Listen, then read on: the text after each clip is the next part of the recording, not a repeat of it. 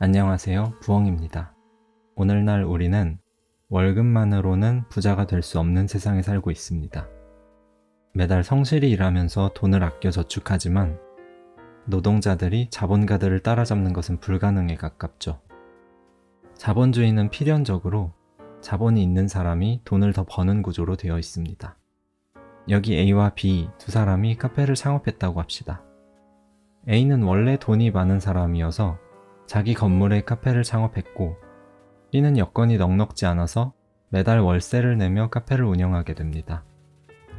이 경우 카페를 똑같이 운영한다고 해도 A는 월세가 나가지 않으니 같은 커피를 판다고 해도 더 많은 이익을 안겨주겠죠.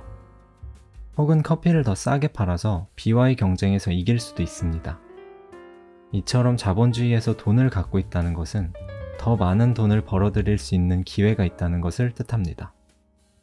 하지만 갖고 있는 돈을 그대로 두는 것이 아니라 꾸준히 굴려야 무기가 되는 거겠죠. 오늘 영상에서는 돈을 굴리는 가장 기본적인 방법으로 예적금도 부동산도 아닌 왜 주식을 해야 하는지, 그 중에서도 왜 미국 주식 투자를 해야 하는지 말씀드리려 합니다. 오늘 영상 끝까지 보시고 여러분도 저와 함께 지금은 작은 돈이지만 이걸 열심히 굴려나가 결국에는 자본가가 되는 상상을 해보자고요. 제가 함께 할 테니까 끝까지 잘 따라와 주세요. 그럼 오늘 이야기 곧 시작하겠습니다. 사실 우리나라 사람들이 이전부터 많이 해왔던 투자 방식은 은행에 예금, 적금을 하거나 부동산에 투자하는 거였죠. 이러한 기조가 왜 생겨났는지부터 이해하시고 앞으로의 상황을 예상해봐야 미국 주식을 시작하시는 데에 의심이 없으실 거예요. 과거 최빈국이었던 한국이 성장 동력을 얻기 위해 정부는 자본이 절대적으로 필요했죠. 이 때문에 나라에서 본격적으로 저축을 장려하게 됩니다. 사람들은 저축을 했고 정부는 그 돈으로 경제 성장을 이뤄냈습니다. 급속도로 성장하던 80년대의 한국에서 예적금의 이자율은 20%가 넘기도 했죠. 이때 당시 저축 만능주의 사상이 등장할 정도로 많은 사람들이 예적금을 최고의 투자로 생각했습니다. 또 부동산은 어땠나요? 부동산 불패 신화라는 말이 있을 정도로 부동산 가격은 그동안 꾸준하게 상승해 왔습니다. 좁은 땅덩어리에 비해 인구는 폭발적으로 늘어났고 땅이 부족한 우리나라에서 부동산은 그 희소성 때문에 분명 최고의 투자처였을 겁니다. 그에 반해 주식의 이미지는 어땠나요? 요즘은 그래도 인식이 나아졌지만 예전부터 도박에 비유되면서 하지 말아야 할 대상으로 여겨지곤 했죠. 여러 이유가 있겠지만 폭발적으로 성장해온 한국의 산업에 비해 한국 주식의 성장성은 저조했고 또 주식시장의 규모가 워낙 작다 보니 기업의 가치에 비례해서 주식의 가격이 오른다기보다는 세력의 손에 달려있다고 해도 무방할 정도로 한국의 주식시장은 결국 파멸에 이르는 도박에 가까웠습니다. 이렇게 폭발적으로 성장했던 시기를 지나 한국은 정체기에 들어서기 시작했습니다. 10%가 넘던 경제 성장률이 2%, 이제는 1%대까지 떨어지면서 많은 것들이 바뀌었죠. 일단 20%를 넘던 예적금의 이자가 이제는 많이 낮아졌습니다. 물가 상승률이 평균 2~3% 정도 될 텐데 예적금의 이자가 요즘 딱 그 정도 하는 것 같아요. 이 경우에 아무리 열심히 저축한다고 해도 그만큼 물가가 올라 있으니 예적금이 더 이상 돈을 굴리는 거라고 할 수는 없겠죠. 인구의 폭발적인 증가도 이제는 옛말이 되었어요. 인구 감소를 바라보고 있는 상황에서 부동산도 언제까지나 최고의 투자처가 되리라는 보장은 없습니다. 집을 지어도 사람이 없으면 안 팔리게 되잖아요. 그러면 그만큼 가격을 내릴 수밖에 없는 거고요. 물론 우리나라의 기득권 대부분이 부동산 자산을 큰 비율로 갖고 있으니 부동산 가격을 어떻게든 지켜내려 하겠죠. 또 부동산이라는 것 자체가 어찌됐든 한정된 자원이기 때문에 어느 정도 가치는 유지하겠지만 예전에 비해 리스크가 있는 것은 분명한 것 같습니다.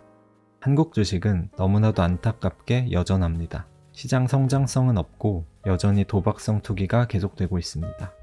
한국은 안타깝지만 이제는 큰 성장을 하기 어려운 환경이 되었어요. 그에 반해 미국 주식은 꾸준히 폭발적으로 상승해 왔는데요. 자본주의는 필연적으로 빈부격차를 만들어내는데 이게 사람들 간의 격차를 낼 뿐만 아니라 나라 간에도 격차를 내거든요. 미국과 같은 세계 경제대국은 계속해서 더 큰 성장을 하지만 한국과 같이 1등이 아닌 나라들은 미국에 비해 성장이 더욱 더뎌지고 있습니다. 미국 주식이 이렇게 잘 나가는 또 다른 이유는 투자에 도움이 될 만한 기업의 정보가 한국에 비해 훨씬 투명하고 자세하게 공개되어 있어서 조금만 찾아보면 투자 정보를 쉽게 알 수 있기 때문에 많은 투자자들이 미국 시장에 투자하고 있습니다. 미국의 주식 시장은 한국에 비해 투자하기 월등히 좋습니다. 미국 주식과 한국 주식의 평균 1년 수익률을 비교해보면 확실히 체감되실 겁니다. 최근 10년 수익률로 한번 비교해봤는데요. 미국 주식은 연평균 9.5%의 수익률을 나타내고 있습니다. 그에 반해 한국 주식은 연평균 3.1%의 수익률을 기록했네요. 3배 이상 차이가 나죠? 한국 주식은 물가 상승률 그 이상도 안 되는 것 같습니다. 그러면 부동산도 한번 비교해 볼까요? 서울 아파트 가격 기준으로 보았을 때 연평균 5.5%의 수익률이죠. 부동산이 그동안 최고의 투자처라고 생각해 오신 분들이 많을 텐데 이렇게 비교해 보면 의외로 미국 주식이 부동산보다 수익률이 훨씬 높아요. 서울 아파트 기준으로 했는데도 말이죠. 만약 이걸 전국 아파트 기준으로 한다면 3.5%의 수익률로 미국 주식에 비해 훨씬 밑돌게 되죠. 물론 그렇다고 해서 갖고 있는 땅 다 팔고 주식이 올인하라고 말씀드리고 싶지는 않아요. 거주할 집 하나 갖고 있는 건 안정적인 베이스가 생기는 거니까 좋다고 생각하고요. 또 자산이 여러 군데 포진해 있어야 더 안정적이거든요. 여윳돈으로 투자할 때 부동산보다는 미국 주식을 고려해 보는 것이 수익률도 더 좋고 전망을 보았을 때도 유리하겠죠. 정리해보면 미국은 경제를 이끄는 1등 나라이기 때문에 자본주의의 특성상 미국의 주식이 계속 잘 나갈 수밖에 없고 우리가 그 흐름에 올라타야 앞으로 큰 수익률을 통해 부를 축적할 수 있는 기반을 마련할 겁니다. 오늘 영상은 여기까지고요. 더 궁금한 점 있으시면 댓글 주시면 꼼꼼히 읽어보고 답변 드리겠습니다. 다음 영상도 시청 부탁드립니다. 감사합니다.